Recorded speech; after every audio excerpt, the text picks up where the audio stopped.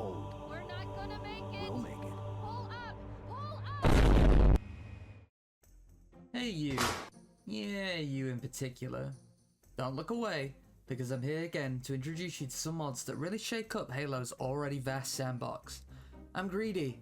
I always want new things in my Halo games, and if you're like me, then you're gonna get a fix today.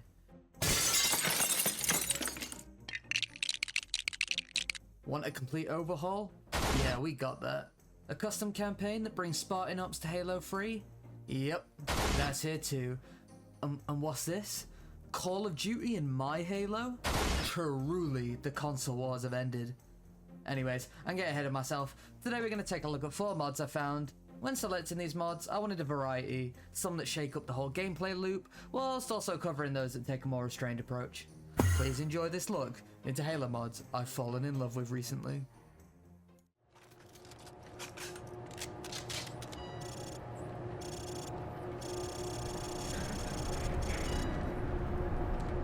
Snammy ball. Remember, no. For the first time on this channel, I've selected a mod for Halo 4, and what a mod to serve as the introduction. On the surface, it seems like a simple port of weapons from the Call of Duty Modern Warfare series, and honestly that in of itself would be a cool shake-up, but it's actually more than that. Whilst playing, I quickly discovered that you can't access Covenant weapons, which is weird, but I liked it. I like relying on human weaponry, and honestly, in Halo 4, from what I can remember, it felt like you barely got access to them in most missions. You gotta keep yourself looking for weapon caches to top up on ammo and switch weapons, which becomes a real treat when you discover a new weapon you haven't got a chance to use yet. Honestly, I think I filled my pants once I got my hands on the intervention and invited some cubbies to a 1v1 on Rust. Whilst weapons here aren't incredibly varied, playing around with the different attachments keeps your options plentiful, even if the amount of weapons available is pretty limited. You'll run through them all within about first 2 missions maybe? They introduce them as you go, but admittedly it'd be nice if there were more. The weapon models are beautiful, and ADS has been added for each weapon, which obviously wasn't a thing in Halo till Halo 5, and the sounds, though ripped straight from their respective games, sound great and feel incredibly satisfying to use.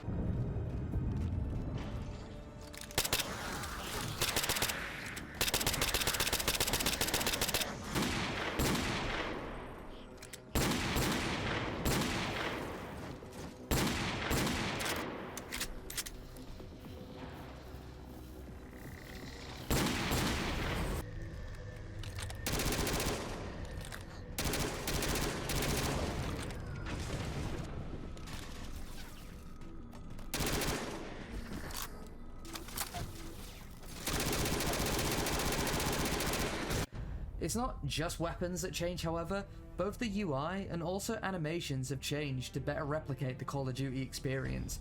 You can't jump very high, and you're restricted to short bursts of sprinting, which definitely makes the game harder in my opinion. Throwing grenades has been given the animation from COD, which means you don't just throw them instantly, you actually have to time your throws. It's not as quick as you used to. All of this combines to create a more grounded experience. Is grounded the right word? I guess so. Basically, you're going to be fighting from cover to cover more, and gameplay is going to feel slower, which makes for a challenging experience. So far, only the first 3 levels are included in this mod, but it'd be really cool to see the whole campaign be incorporated with more weapons available. It sounds silly, and it's not technically like a testament to the mod's, quality, but it's been so long since I last played any of Halo 4 that it feels good to have a reason to go and enjoy it again. So, if you're like me, then I would recommend it just for that. I mean, it reminds me that, Halo 4 wasn't as bad as we all thought initially. Halo 5's greatest accomplishment was making Halo 4 not seem so bad after all. My only critique of this mod is the lack of kill streaks. I killed 7 elites, but when I didn't get my Harrier, I was crying, bro. How am I gonna get my AC-130 and then get my tactical nuke while camping in the corner of fucking favela? This is blasphemy. This is madness!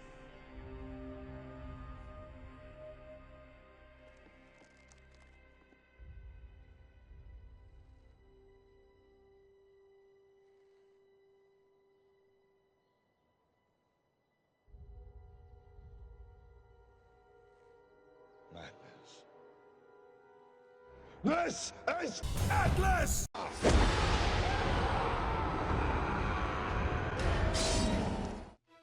Halo Atlas is what I would call an overhaul that takes a lighter approach, as whilst it doesn't add new original content, so to speak, its focus is on fleshing out what is already available in Halo 3, revamping the visuals and the functions of already existing weapons, vehicles, and NPCs, mainly. You'll immediately notice weapons sound beefier, with weapons like the battle rifle being given their Halo 2 anniversary sounds, which, in my opinion, do sound nicer than Halo 3's, because it just kind of sounds like a bit of a wet lettuce in Halo 3.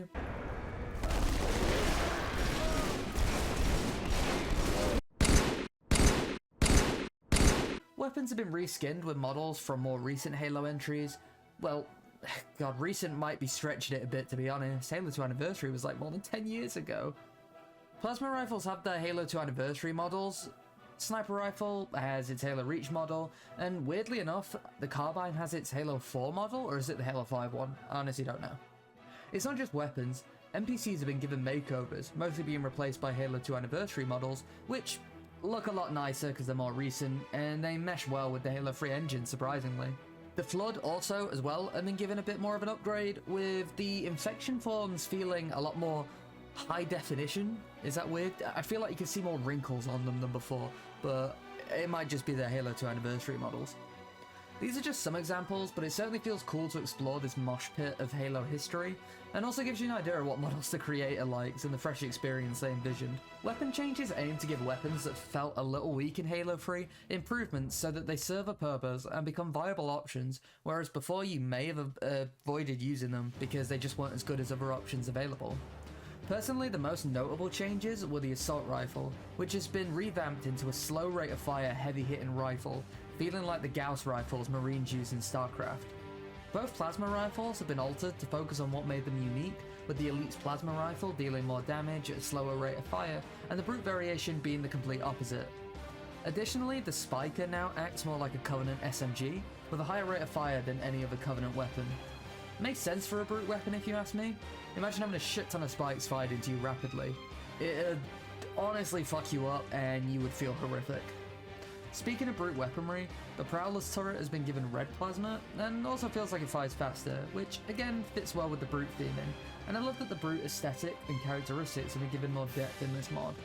There are small details for sure, but they're definitely appreciated, and they show a love for Halo, which I appreciate. As you well know at this point, I always bang on about it. Like Covenant weapons, vehicles and equipment have been given much more vibrant colours, especially the flagship purple that represents the Covenant, and I love seeing this because that's the Covenant I love. It very much reminded me of Halo Wars, because obviously to know which player you are, which faction, they had the really bright colours, and the Covenant have those bright purple colours from Halo Wars. And who cares if it seems a bit too cartoonish, to be honest? Is it unbelievable that a highly advanced alien army would be fabulous? I know I've likely missed a lot, but my gut is telling me to cover this mod because it really resonated with me. It's like playing with a fresh coat of paint, but you can also smell it through the screen and you just get high on the fumes. Perfection. It may seem like a simple reskin on the surface, but it's easy to see a lot of love has been put into this, and I only hope that there is more to come in the future, as currently only the Flood and the Ark are available to play, though I did see people talking about other levels in the comments of the Steam page, so I suspect that in previous versions other missions were available. I'd love to see further exploration of the Brutes and their technology as a faction within the Covenant, because despite them being the main fighting force of the Covenant in Halo 3, they don't feel as expansive as the Elites, so it's nice to see this being addressed. I'll definitely recover this mod in the future when there's more content to explore, but right now it definitely provides a fresh experience into Halo 3 without it being overwhelmingly new and just shit tons of stuff added.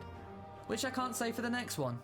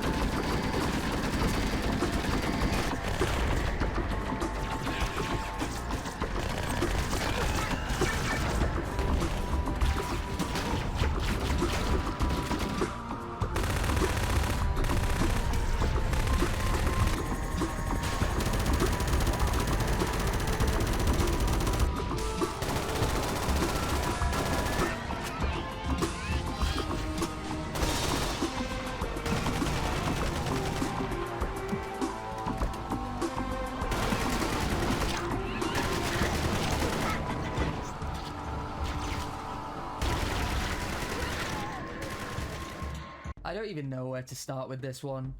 Have you ever played Half-Life 2 and seen those mods that like make everything super HD and just add a bunch of random stuff into the game for no reason? Halo XAM, or ZAM, I don't know how you're supposed to pronounce it, is a lot like that, but done well in my opinion.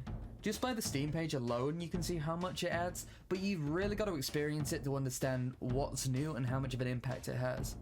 Firstly, the new weapons added are beautimous, all sounding incredible and looking really polished and nice, especially in Halo Combat Evolved's engine. The weapons feel really clunky to use, and it's really satisfying blowing away hordes of enemies, especially with the new gore that's been added into the game. No longer do enemies simply collapse into a death pose, no. You'll see limbs blown off, chunks of enemies evaporate, and clouds of blood lowering your bitrate, all whilst the barrel of your gun smokes waiting for you to just take a puff. You'll be using iconic weapons like the M60, Uzi, Scar H, and even weapons from the later games and other franchises as a whole. You know how I always bang on and compare mods to Half-Life and talk about it just all the time? Well, imagine my surprise when I find the MP5 from Half-Life 1 and MP7 from Half-Life 2. I'm seriously impressed by how polished the weapons are, most being real-world weapons brought into the game. Their animations are mostly good, with a little wonk here and there with some of the reload animations, but nothing that ruins your game immersion, and frankly, they're all really fucking powerful. Balance isn't something I paid attention to, because I believe the whole idea of this mod is to really make you feel like an unstoppable killer machine. So, it didn't feel right to judge it based on that, because that's not what the experience was intended from my eyes. Well, you'll definitely feel unstoppable until you reach a certain level. My only criticism on the weapon front is that the modder has added like ADS for each weapon, well, the human weapons, but it's pretty much a zoom in of the screen with a PNG of like iron sights of the scope on the screen, which I get that the mod was what the mod creator was going for, given the realism approach and weapons available, but it doesn't really feel that good in my opinion, and I didn't find myself using it much. In fact, I tried my best not to. Though, admittedly, the new C4 and throwing knives reminded me of my Modern Warfare 2 glory days, and that is enough to make me forgive this. It's not just weapons added into this mod either. New vehicles and changes to levels are scattered throughout. It's like, instead of using a Warthog to rescue the Marines in Halo, you're now given an Apache attack helicopter to play air support for them. It's wonky, it doesn't control like a helicopter, but it's fun and silly, so you just not really care about that. Spirit dropships can now be destroyed, which makes holdout sections feel more varied than before, though I would be careful doing this because it can sometimes bug your game, but I found that you can resolve this by just leaving the area and then coming back. It's a bit clunky, but it doesn't completely soft lock you from what I've found. Also, new enemies have been added into the game, like the Vortigaunts from Half-Life, I almost said Halo Life then, which doesn't make any sense, but really what does in this mod, if I'm honest. That's what makes it so great. Though, the Flood have been changed massively. No longer do they carry weapons, no. They'll only use melee, but to compensate for this, they're much bulkier, and in my opinion that makes them far creepier. Their models have been updated to display more gore, and the sounds they make are haunting. It's like the last dregs of sentience the victims have as they moan in pain, which is a really cool idea, and I think really makes sense for the Flood. 343 Guilty Spark and the Library are much different in this mod, with the Library actually being a fun endurance run, where you're picking up different weapons on the go because you have limited ammo, and you're just getting absolutely bomb rushed by hordes of Flood. It's definitely a lot more enjoyable than vanilla Library, and 343 Guilty Spark becomes a fucking horror experience. I won't spoil it for you, but I seriously got spooked a few times playing these levels with the new Flood, especially 343 Guilty Spark. That mission has become just truly perfect in this mod. Graphics have also been improved a lot in Halo XAM. Bullet-based weapons leave smoke trails, and plasma-based weapon projectiles emit light as they travel, and they look a lot more detailed.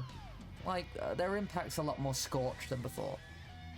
It's like a new breath of life has been given to Halo's visuals, without taking it too far that it's unrecognizable. The graphics still feel of that era, which is really fucking cool if I'm honest. It's the small details that stack too to make this a special experience. Some weapons drop their mags after reloading, vegetation has been made more dense to bring environments alive, shotguns push you back after firing due to the recoil, ambient sounds have been included a lot more to immerse you into the situations you're in. I think that's the best thing I can say about this mod. Despite its chaotic nature, Halo XAM feels alive. Its mod creator had a vision, and damn did they execute it well, and I really hope you go and experience it for yourselves. You're crying in the rain, Pally. Guess who's waking up over here? You've made your last delivery, kid. Truth is, the game was rigged from the start. Okay, so this one technically doesn't fit with the theme of this video, but stick with me because it piques my curiosity that much that I knew I had to at least try it. What I discovered is one of my favorite custom campaigns I've ever played. It's essentially Halo 4's Spartan Ops ported into Halo 3. Interestingly though, and I find it hard to describe, but it's like having Halo 3's gameplay with Halo 4's storytelling and sandbox mixed in. Let me try and break it down for you a little and explain what I mean. Consisting of 4 missions, Echo Ops isn't a long campaign, with each mission containing mainly one objective, but there's still varied gameplay experiences which I feel stays true to the Spartan Ops experience. There's also custom voice acting for a few characters, with the main voice you'll hear being that of the accompanying AI you have. It made this experience feel more official, which I respect, and I appreciate the effort that went into it. They really could have just used AI voices for it, and they didn't. Speaking of audio, the modder's use of pre-existing and non-Halo soundtracks is very commendable. I can't say there was a moment where the music felt out of place. Instead, it helped set the mood for both the quieter, inquisitive moments, as well as the intense combat sequences. In terms of map design, this mod uses completely new maps, rather than how in Halo 4 Spartan Ops, it would use pre-existing campaign maps. Not to mention, these maps are really well thought out and detailed. They maintain Halo's connected map layout. You never feel like you've been teleported to some completely different location, or you're moving in just one linear way. You're exploring a location and progressing both horizontally and vertically. My favourite section is where you're moving up cliffside rapids with a squad of Marines. To be honest, I love the entire forest section. It was so pleasing to play through and reminded me of Uprising from Halo 2, which is always going to win me over. I couldn't give a fair recommendation without discussing some negatives though. The second mission has you travelling through a Forerunner structure, which I didn't enjoy very much. It was cool to see the Halo Combat Evolved Bridge Chamber from the second mission Halo show up, but it lacked the unique design the outside sections have and felt bland in comparison. Plus I got lost because one of the crawlers got stuck I think, but that's not really that big of a deal, it happens. Enemies in this campaign are quite expansive, with Halo 4's roster of Prometheans being ported into Halo 3's engine. Covenant also seen expansion, with skirmishers from Halo Reach making an appearance. I'm always impressed with how seamlessly newer additions to the series added into the older games. It feels like they are meant to be in Halo 3. Speaking of the Covenant, many have been given their Halo 4 models, given that the campaign is meant to take place around the events of Halo 4. It's a neat touch, and even if personally I'm not the biggest fan of the Storm Covenant models, I can appreciate wanting the chronological accuracy of the storytelling, rather than just putting in whatever looks best because it looks nicer. Did that even make sense? Basically, it makes the mod feel authentic to the time it's set in, and I really appreciate that. Now, let's talk about what ties this mod to the overall theme of the video, the sandbox. Already existing weapons in Halo 3's sandbox have been given new coats of paint to reflect the time period, much like the enemies you face too. You'll also find familiar weapons from across the series like Halo Reach's Needler Rifle, based, and Halo 4's Storm Rifle, less based, and of course the Promethean arsenal. Whilst the Promethean weapons don't all work like the Halo 4 versions, such as the bolt shot not having its shotgun mode, I find them uniquely charming, and it feels adjustments have been made to compensate for the technical limitations due to an older engine. It's very much Halo 4 and Halo 3's engine, as I said earlier. The modder has done an excellent job capturing that feeling, which I imagine is because they like Spartan Ops, but not Halo 4's engine or just Halo 4. So if you want to experience Halo's vast arsenal, and what many consider to be the best Halo game, this is your mod. Alright, I'm gonna get a bit spoilery here, but there's a section I feel is very important to mention. But I also think it's better to experience this mod fresh, so skip to the timestamp on screen if you want a completely fresh experience. Alright, let's get into it. Echo Ops has a space combat section straight out of Halo Reach in its final mission, which was insane to experience without knowing it was going to be there. You get to fly a broadsword and fight against Space Banshees, Seraphs, and Space Phantoms. It was here I realised just how much Echo Ops understands the good that was in Spartan Ops and its potential as a different means of providing campaign. Each mission gives you a different feeling and gameplay experience entirely. Like how in the first mission there's a holdout section with allies, then in the second mission you're on your own. Across the missions you're put into open and closed spaces, long range and short range combat encounters, and by the end of the campaign you're fucking in space. Yet it all feels well connected, never feeling like we've jumped in between places, missing a lot of what has happened in between. It's never jumps in time or anything like that. You stay consistent, you know what's happening because you've been taken through all of it, which I really like personally. You're not going to get bored playing this, and that's massive. That's a massive thing for me personally. I don't like doing the same thing over and over again across an entire campaign. You back with us?